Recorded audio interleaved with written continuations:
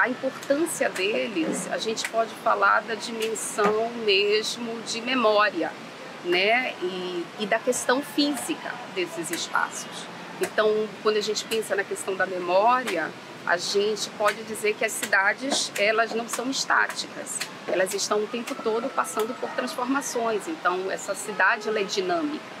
A partir do momento que eu considero essa dinâmica como retiro o passado e vou encaixando o presente, corre o risco de eu perder essa memória, né, para as gerações futuras. Então eu perco a questão dos materiais que eram usados nessas edificações do passado, eu perco a questão das técnicas construtivas do passado, eu perco os costumes que essa sociedade do passado tinha, e com isso as gerações futuras, elas deixam de ter as suas raízes, a sua identidade, né? Uma parte dessa sua identidade. Pelo ponto de vista, eu estou aqui na praça, por exemplo, né?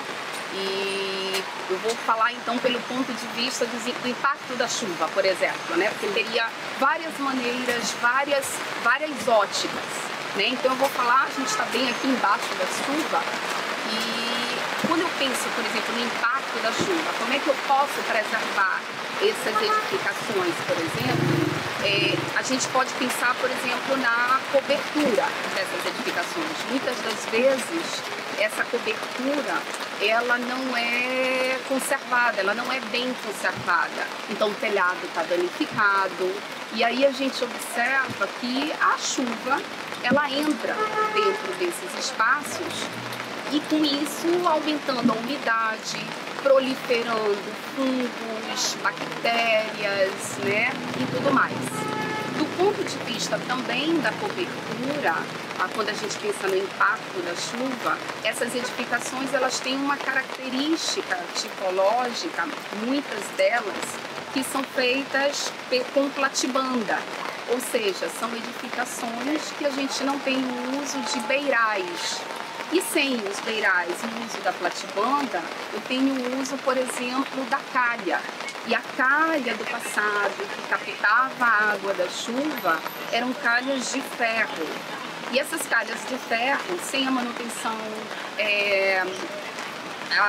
recebendo chuva, sol, elas também vão se deteriorando, vão se oxidando, vai corroendo, e isso vai possibilitar então com as infiltrações. E aí essas infiltrações, elas começam a ocorrer inclusive nas paredes internas dessas edificações.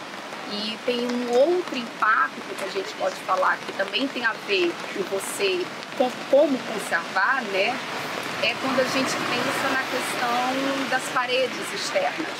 Então as paredes externas, que muitas delas têm revestimento com azulejo, esses azulejos também não estão preservados, estão danificados. Alguns a gente vê caídos, né, na rua, e isso expõe o reboco dessas paredes.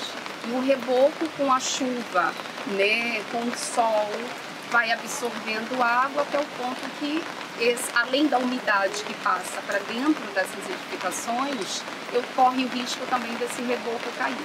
Então, existe também um outro elemento, né, de impacto, por exemplo, quando a gente pensa em relação à morfologia urbana desses espaços históricos, que é a morfologia urbana completamente de espaços mais modernos, mais contemporâneos, onde a gente tinha uma casinha do lado da outra, com as paredes geminadas, e da feita que eu permito ou que eu deixo essa edificação ao lado cair, desmoronar ou derrubar, eu estou expondo então a parede de reboco que dividia essas edificações, né? Então acontece o mesmo processo de degradação até o ponto que ela também começa a cair, esse reboco.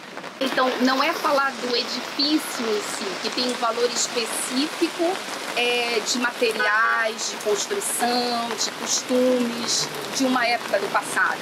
Mas quando eu falo de você prejudicar a saúde pública, é que esses espaços estão sendo usados, vivenciados o tempo todo por diversas pessoas, E se esses espaços não tiverem manutenção, não tiverem uma conservação, um cuidado, corre o risco das pessoas começarem a adoecer, como, por exemplo, com doenças respiratórias.